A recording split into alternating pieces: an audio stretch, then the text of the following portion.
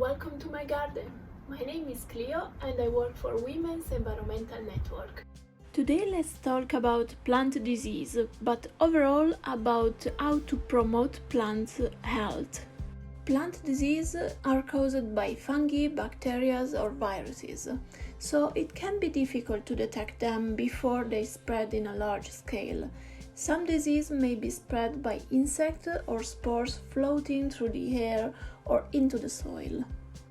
It's always good to check your plants daily to detect any kind of change or variation in the foliage, stem, or the appearance of new insects underneath the leaves or inside the flowers, to prevent any kind of problems or disease.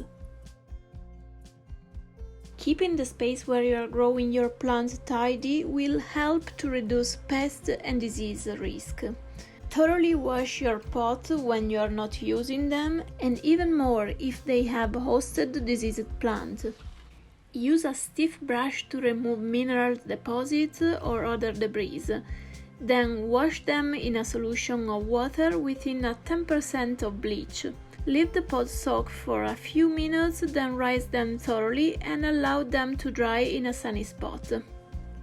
If you are lucky enough to have a greenhouse, keep it tidy and clean at the same way.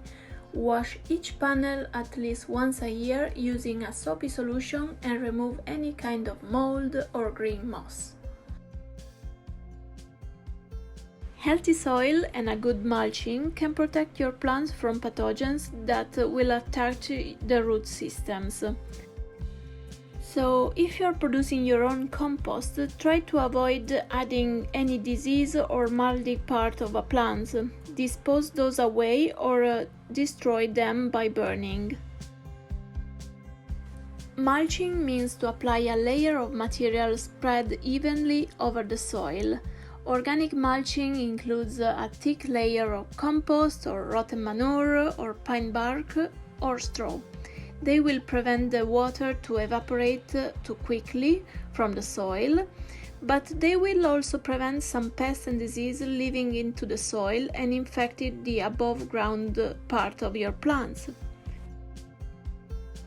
If you are growing strawberries, for example, you may want to spread some straw or hay above the ground to keep the fruit away from damp soil and prevent any rotten part. Same for courgette or pumpkins.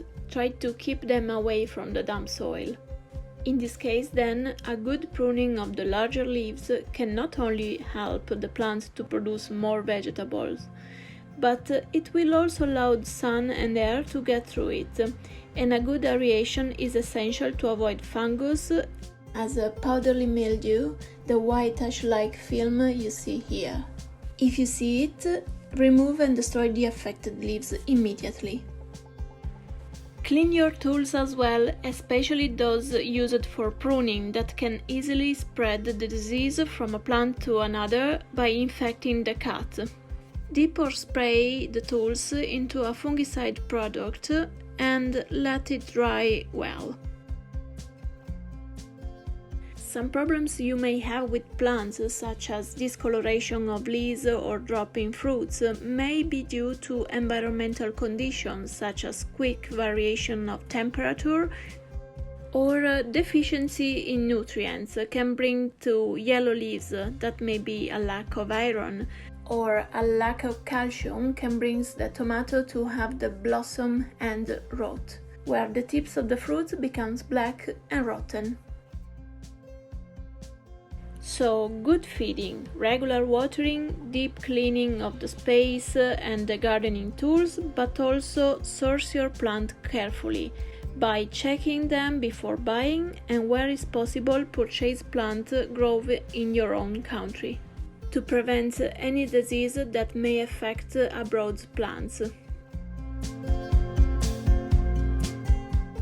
Those are my basic rules to prevent any kind of disease and grow healthy plants. But if you have any other tips, please let us know. I really hope you enjoyed this video. Please stay safe and keep growing.